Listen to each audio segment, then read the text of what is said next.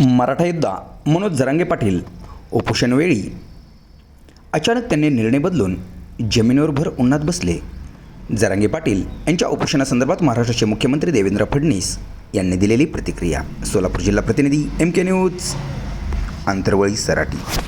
सरकार या प्रश्नावर नेहमीच सकारात्मक आहे। सरकारने वारंवार निर्णय घेतलाय।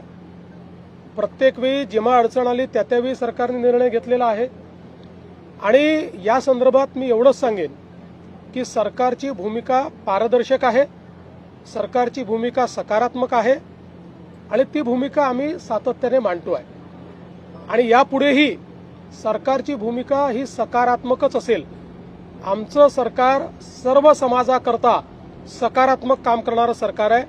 आम्ही समाजांना एकमेकापुढे आणून भांडण करत नाही, सगळ्यांचं भलं कसं होईल हा प्रयत्न करतो आणि विशेषतः मराठा समाजाच्या संदर्भात मी पुन्हा एकदा सांगतो, जेवढे निर्णय मी घेतले आणि शिंदे साहेबांनी घेतले एवढे इतिहासात कधी झाले नाहीत आणि पुढेही आम्ही मराठा समाजाच्या हिताचे निर्णय घेतच राहू।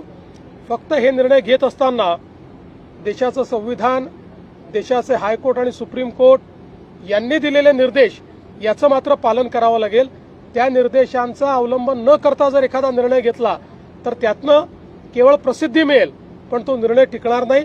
त्यामुळे संविधान आणि न्यायालयाचे निर्णय यांच्या कसोटीवर जे निर्णय आम्हाला घेता येतील त्याच्या कसोटीवर खरे ठरणारे जे निर्णय असतील ते सगळे निर्णय आम्ही घेऊ। मी असं स्पष्टपणे सांगतो, एका समाजाचं काढून दुसऱ्या समाजाला द्यायचं अशा प्रकारचं या सरकारने कधीही केलं नाही, आम्ही करणार नाही।